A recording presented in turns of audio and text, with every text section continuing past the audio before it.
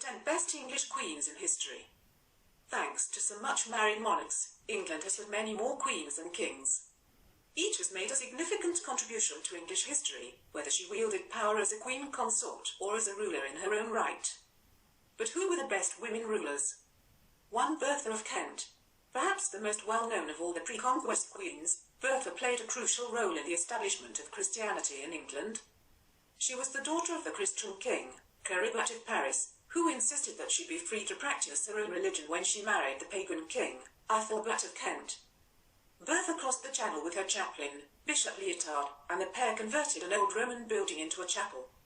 She discussed her beliefs with her husband, ensuring that he welcomed the Pope's missionary, St. Augustine, when he arrived in 597.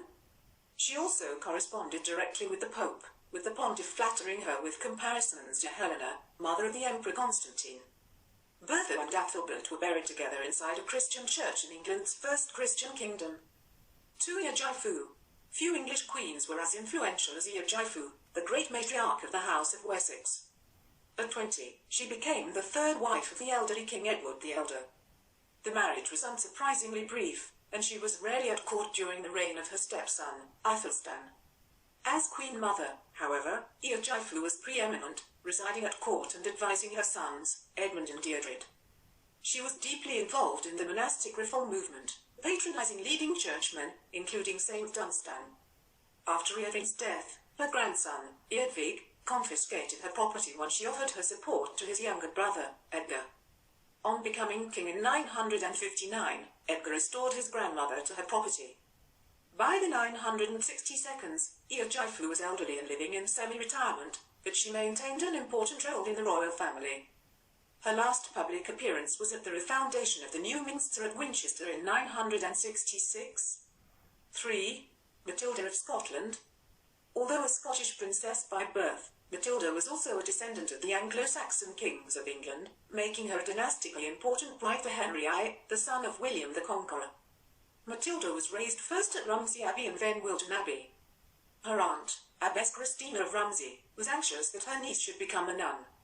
She forced the girl to wear a veil, although Matilda reportedly tore it off and stamped on it when her aunt left the room. On his accession to the throne in 1100, Henry cemented his position by marrying Matilda, overcoming church objections that she was a nun. The couple had 2 children, but were frequently apart, with Matilda acting as regent of England during the king's long absences in Normandy. She issued her own charters and administered justice. She was also renowned for her charity, with cause for her canonization following her death in 1118. 4. Eleanor of Aquitaine. As Europe's greatest heiress, Eleanor of Aquitaine was married at 15 to the monkish Louis of France.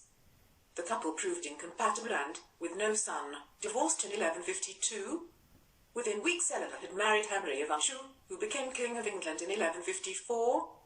Eleanor and Henry worked together to rule an empire that, as well as England, included much of modern France. By 1166, however, the couple, who had 8 children, were estranged. Eleanor returned to Aquitaine in 1168.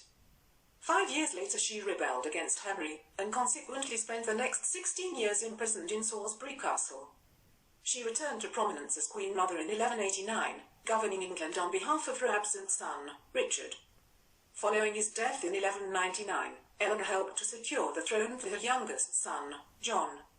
She was John's greatest and most active supporter, finally dying in April 1204 at the age of 82. 5. Philippa of Hairno. Philippa of Hairno's marriage to Edward III was agreed between his mother, Isabella of France, and her father, the Count of Hairno. The Count provided troops for Isabella's invasion of England, in which she deposed her husband, Edward II, in favour of her teenage son. Philippa and Edward couple were soon devoted to each other, producing 12 children. Edward's reign was dominated by war with France, and Philippa often accompanied him on campaign. At other times she served as regent, with her army capturing the King of Scots at the Battle of Neville's Cross in 1346. She was also a merciful influence upon her husband, regularly interceding with him on behalf of captives. She is remembered as the founder of Queen's College, Oxford, and as a patron of scholars. Philippa, who was queen for just over 40 years, was the archetypal medieval queen, and one on whom many later queens modelled themselves. 6. Elizabeth I. No list of the best English queens is complete without Elizabeth I, who reigned between 1558 and 1603. Elizabeth was the daughter of Henry VIII and Anne Boleyn, and had an unpromising start, being declared illegitimate following her mother's execution. She survived interrogation and imprisonment during the reigns of her half-siblings to become England's greatest ruling queen. Elizabeth presided over a period of exploration and great invention, as well as the defeat of the Spanish Armada in 1588. She also ordered the execution of her Catholic cousin, Mary, Queen of Scots, in 1587. One of her first acts as queen was to create a Protestant religious settlement for the Church of England, which has proved lasting. At times ruthless, the queen refused to share power with her husband, although she ultimately paved the way for the smooth succession of her cousin, James VI of Scotland, and the union of the two crowns. 7. Anne may seem a surprising choice as one of England's best queens, but, as the first monarch of a united Great Britain, she deserves her place. Anne was the younger daughter of the Catholic James II and VII. She helped to spread rumours that James's son, the Old Pretender, had been smuggled into his mother's chamber in the warming pan at his birth in 1688. When her Protestant brother-in-law, William of Orange, invaded and joined with him against her father. She was a virtual invalid by the time she succeeded William in 1702, but presided over an important period in British history, including the Duke of Marlborough's victories in the War of the Spanish Succession, and the Act of Union of 1707, which established her as Queen of Great Britain. Although she endured 17 pregnancies, and left no heir, and her Protestant cousin, George of Hanover, succeeded her in 1714. 8. Caroline of Ansbach. Caroline of Ansbach was one of the most politically influential queen consorts, and is popularly considered to be the power behind George II's throne.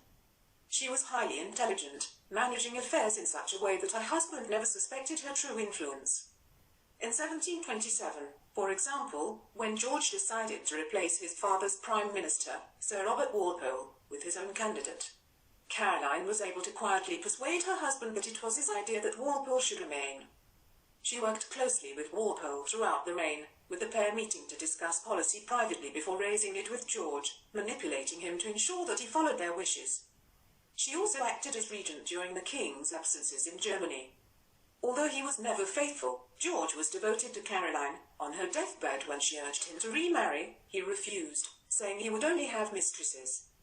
He was devastated when she died in 1737. 9. Victoria. Before Elizabeth II, Queen Victoria, who came to the throne as an 18-year-old in 1837, held the record as Britain's longest reigning monarch. Her reign of more than 60 years saw great changes. She presided over the peak of Britain's power and influence, while her 9 children married into most of the royal houses of Europe. Victoria married her cousin, Prince Albert, in 1840, and remained devoted to him for the rest of her life. She entered perpetual mourning following his death in 1861. She was, however, able to retain control of her affairs, regularly meeting with her prime ministers, as well as becoming Empress of India in 1876. She reached the peak of her popularity at her Golden Jubilee in 1887 and Diamond Jubilee in 1897. Old age finally caught up with the Queen on the 22nd of January 1901, when she died at Osborne House on the Isle of Wight. 10. Elizabeth Bowes-Lyon. While Victoria was Britain's longest reigning monarch, the longest-lived queen was Elizabeth Bowes-Lyon, who was 101 when she died in 2002. Her husband, George, became king unexpectedly in 1936 following the abdication of his elder brother, Edward VIII. The couple proved a successful team, with Elizabeth coming into her own during the Second World War. Hitler is supposed to have called her the most dangerous woman in Europe and, from the outset, she strove to improve British morale. She refused to allow her 2 daughters to be evacuated, while declaring that she could now look the East End in the face when Buckingham Palace was bombed. Elizabeth spent half a century as Queen Mother after her husband's death in 1952, during which time she was arguably the most popular member of the royal family.